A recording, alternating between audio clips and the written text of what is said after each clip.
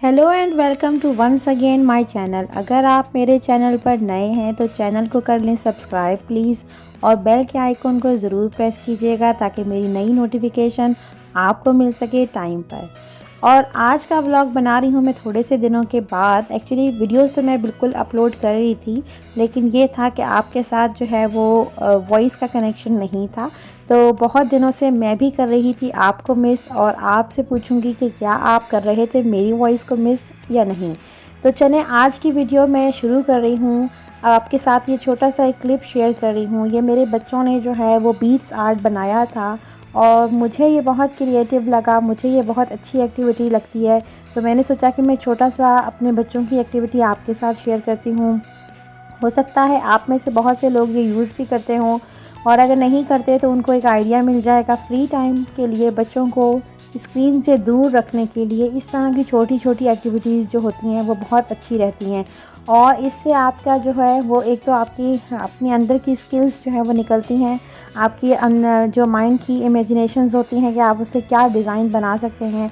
तो बेसिकली ये आइकिया के बीट्स थे जो आप जो है वो मुख्तलिफ़ चीज़ों के लिए यूज़ कर सकते हैं। आपकी अपनी क्रिएशन है, आप इससे चाहें तो ज्वेलरी बना लें, चाहे तो इस तरह के मोटिव्स बना लें। मेरे बच्चे इस तरह के मुख्तलिफ़ किस्म के मोटिव्स बनाते हैं और फिर उसको मुख्तलिफ़ चीज़ों में यूज़ करते हैं, जैसे कि वो वॉल हैंगिंग्स बना लेते हैं। उसके अलावा उन्होंने बहुत सारी की चेन्स बनाई हैं, फ्रेंड्स को भी गिफ्ट में की हैं और इवन अपनी टीचर्स को भी गिफ्ट में की हैं। तो बहुत उनको खुशी होती है कि जब वो अपने हैंडमेड चीज़ जो है वो किसी को गिफ्ट करते हैं। तो मैंने सोचा कि मैं आपको अपने बच्चों की छोटी सी कलेक्शन दिखाती हूँ कि उन्होंने स्पेशली लॉकडाउन में पिछले दिनों बहुत ज़्यादा बनाया ये, और वैसे भी वो बनाते ही रहते हैं, लेकिन ये कि सारी जो है वो कलेक्शन मैंने उनको जो है वो आपके लिए डिस्प्ले की। तो होपफुली कि आपको अच्छी लगेगी और आप अप्रिशिएट भी ज़रूर करेंगे।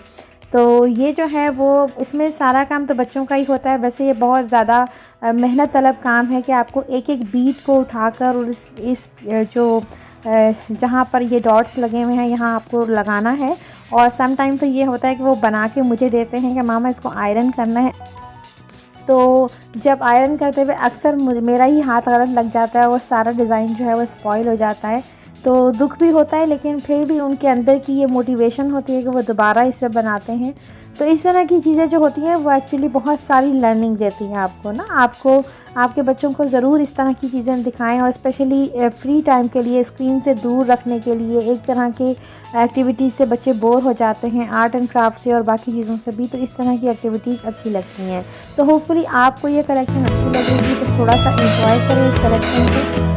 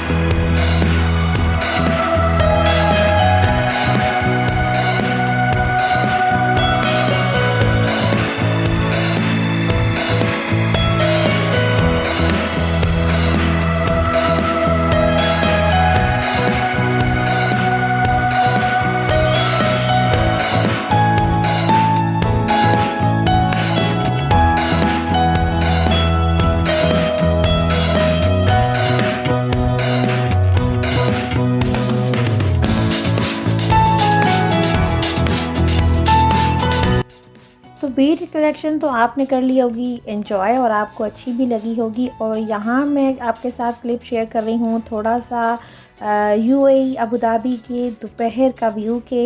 यहाँ पर होती है शदीद गर्मी और आप सामने जो देख रहे हैं ये फील्ड हॉस्पिटल है कोरोना का, और ये एरिया जो है वो आपको नज़र आएगा मुसफ़ा का। तो आज हम आए थे इस तरफ एरिया की तरफ क्योंकि मुझे बच्चों के स्कूल के लिए कुछ चीज़ें बाय करनी थी, कुछ शॉपिंग करनी थी। तो मैंने सोचा कि ऐसे मॉल की तरफ जाना चाहिए जहाँ पे जो है वो रश थोड़ा सा कम होता है। तो यहाँ पर था कैपिटल मॉल, जहाँ पर यूजुअली इतना रश नहीं होता।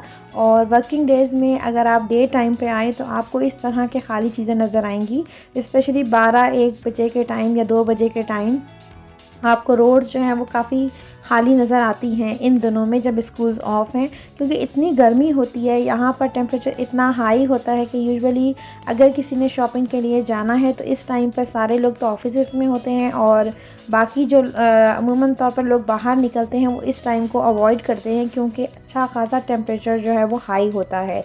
तो मैंने इस टाइम को अवेल करने के लिए आजकल जब हम मॉल्स की तरफ ज़रा कम जा रहे होते हैं तो मुझे ये लगता है कि ये टाइम ज़रा बेस्ट है। इस टाइम पर रश जो है वो नहीं होता, तो इस टाइम को मैं गई। और आजकल जो है वो बैक टू स्कूल हर तरफ ऑन है और यहाँ पर जो है वो 30 अगस्त से यानी कमिंग संडे से बच्चों के स्कूल्स ऑन हैं। और अबू धाबी में हमें, वैसे तो यूएई में होल ही, लेकिन अबू धाबी में हमें ये ऑप्शन गवर्नमेंट की तरफ से मिला है कि हम बच्चों को चाहें तो फर्स्ट टर्म के लिए डिस्टेंस लर्निंग ऑप्ट कर सकते हैं। और अदरवाइज़ जो है वो मुख्तलिफ़ कॉम्बिनेशंस उन्होंने स्कूल ओपन के दिए हैं, फ़ेस टू फेस यानी अल्टरनेटिव डेज़ हैं या फिर वीकली हैं। तो मैंने वो पिक नहीं किया, मैंने अपने बच्चों के लिए डिस्टेंस लर्निंग ही पिकअप किया है क्योंकि मैं ये समझती हूँ कि अभी थोड़ा अर्सा हमें जो है वो केयरफुल रहने की स्टिल ज़रूरत है। इंशाल्लाह अभी रशिया ने तो अपनी जो है वो वैक्सीन अनाउंस कर दी है और उसके रिज़ल्ट भी इंशाल्लाह कमिंग वीक्स में आने भी लगेंगे। और मुख्तलिफ़ जगहों पे वैक्सीन के जो है वो ट्रायल चल भी रहे हैं। यूएई में भी जो वैक्सीन है वो लास्ट ट्रायल की स्टेजेस पर है और बहुत अच्छी उम्मीदें हैं कि सितंबर और अक्टूबर तक हमें ये गुड न्यूज़ जो है वो मुख्तलिफ़ कंट्रीज़ से मिलेगी कि वैक्सीनेशन जो है वो मार्केट में अवेलेबल है। तो इस टाइम को हम सब को बहुत एहतियात करना है और सोशल डिस्टेंसिंग को जो है वो मेंटेन रखना है और कोशिश करना है कि अननेसेसरी बाहर जाने को हम अवॉइड करें। तो यहाँ पर मैं आई थी और आपने नीचे देखा कि ये हाइपर मार्केट है, लेकिन मैंने यहाँ जाना मुनासिब नहीं समझा और बाकी ग्रॉसरी तो जो है वह मैं सारी ऑनलाइन ही करती हूँ। लेकिन स्कूल के लिए कुछ स्पेसिफ़िक चीज़ें चाहिए थी, 1-2 बच्चों के ड्रेसेस चाहिए थे आम, तो उसके लिए मुझे थोड़ा आना पड़ा क्योंकि उसमें साइज़ का जो है वो मसला हो जाता है।